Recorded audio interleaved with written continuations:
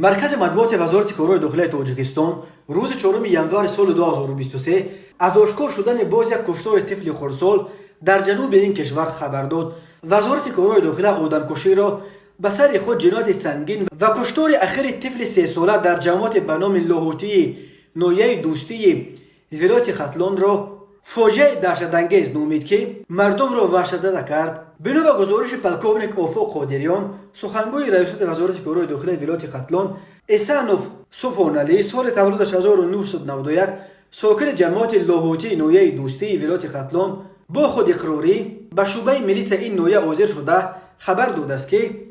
قهر و غضب خود را اداره کرده نتوانسته در زمینه مناقشه و خصومت با همسرش پسر نابالغ اوگایش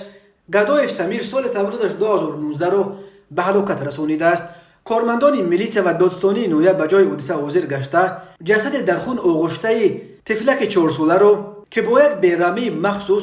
به هلاکت رسانیده شده بود پیدا نمودند. خود احسانوف سبحانعلی برای شرح حادثه دسترس نیست، ولی وزارت کارهای داخلی میگوید که او اقرار کرده است که طبق نقشه تعریضی کردهش با بهانه جمع‌آوری هیزم پسر اوگایش را به زمین‌های خواجگی دهقانی باغستان واقع در حدود جماعت لاهوتی آورده به سرش با چوب چند مرتبه زده کودک را بیهوش کرده است. بعداً این مرد بدسرش می‌بیند که نابالغ گدایف سمیر حالا هم نفس کشیده در حالت عاجز قرار دارد و با یک بیرحمی مخصوص پای خود را در قفس سینه مرحوم گذاشته با تمام قوت زیر می‌نماید.